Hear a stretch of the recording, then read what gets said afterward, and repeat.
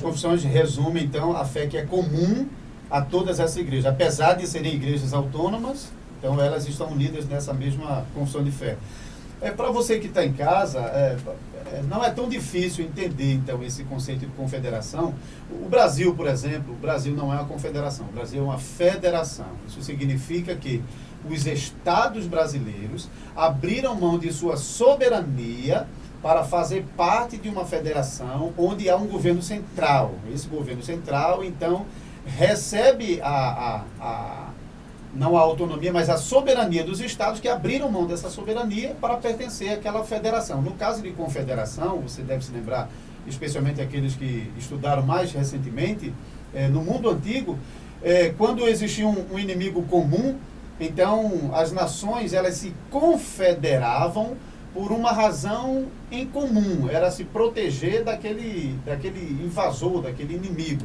Mas elas não abriram mão da sua soberania, né? Então, cada país continuava sendo seu. Então, a ideia de confederação é essa, que as igrejas elas não abrem mão de sua soberania, mas, de alguma forma, para manter essa ligação entre elas, ainda tem que abrir mão de autonomia, de alguma forma. Então, pastor, as igrejas locais, elas foram chamadas por Cristo para executar a obra de Cristo, que seria a pregação do Evangelho, a administração dos sacramentos e o exercício da disciplina cristã. Isso cabe às igrejas locais. Sim. E essas igrejas locais, elas como o senhor falou, elas se unem com o propósito de estarem juntas, trabalhando, cooperando com esse propósito de estarem juntos. E este governo, ela, assim, expressa a questão de que Cristo, ele é o Senhor da igreja. E ele confiou às igrejas oficiais. A igreja não tem um cabeça aqui na terra. Não tem, é Cristo. O cabeça é Cristo. Isso é interessante porque a Igreja Católica Romana, ela tem um sistema de governo episcopal onde o Papa assume essa função de cabeça da igreja, né? Então a igreja ela só existe por causa do Papa.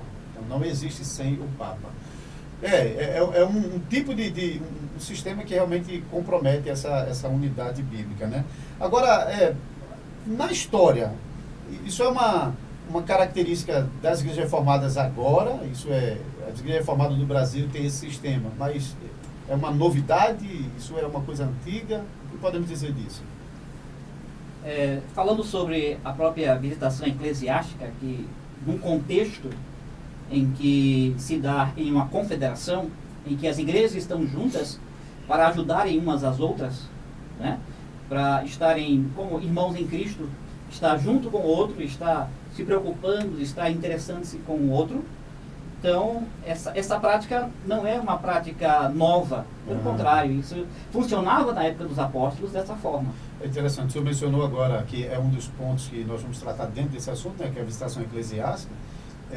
Então, esse modo de as igrejas viverem em uma união fraternal não é uma novidade, mas também esse aspecto que a gente vai continuar falando sobre isso, o pastor já mencionou, a visitação eclesiástica. Então, o senhor está dizendo que já as igrejas do passado, as igrejas reformadas, na época da grande reforma protestante, de alguma forma já faziam uso desse tipo de visitação entre as igrejas. Como era isso no passado? Como acontecia isso? Eu quero iniciar falando sobre a própria época apostólica. Sim, né? Ótimo. Textos bíblicos mostram... Isso é até bom para mostrar que não é invenção da reforma.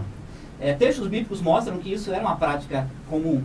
Se você for para Atos capítulo 9, versículo 32, nós temos, por exemplo, lá em Atos dizendo: passando Pedro por toda parte, desceu também aos santos que habitavam em Lídia.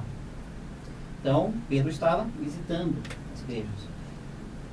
Atos 15, versículos 40 e 41, nós temos: mas Paulo, tendo escolhido a Silas, partiu, encomendado pelos irmãos a graça do Senhor, e passou pela Síria e Cilícia, confirmando as igrejas. No mesmo texto, agora no versículo 36 de Atos 15, diz: disse Paulo a Barnabé: voltemos agora para visitar os irmãos por todas as cidades, nas quais anunciamos a palavra do Senhor, para ver como passam. Atos 16, versículo 4.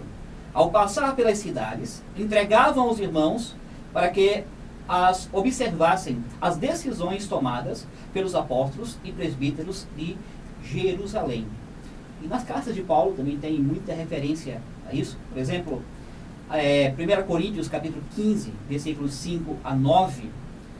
Tessalonicenses, a primeira carta, capítulo 2, versículo 1. Capítulo 3, versículo 10. Eu não vou ler esses textos, mas mostra. Então, esses irmãos que estão fazendo esse trabalho nas igrejas, eles não são os pastores lá das igrejas, porque até acho que Paulo menciona sobre ele estabelecendo presbíteros nas igrejas. Então, quer dizer que as igrejas tinham seus próprios oficiais, exato. Mas, apesar disso, ainda tinha irmãos fiéis que estavam fazendo esse trabalho entre as igrejas. Então, só concluindo essa parte, pastor, então, na época não somente voltando até a época da Reforma, mas até mesmo na época apostólica, então a gente vê os apóstolos já tendo esse cuidado, né, com as igrejas. É um grande benefício nisso. Isso. A igreja estava juntas, cuidando umas das outras. Então isso é importante. O trabalho, tanto apostólico como as igrejas, se preocupando com as outras igrejas para fortalecer as igrejas, encorajar as igrejas e ajudar as igrejas.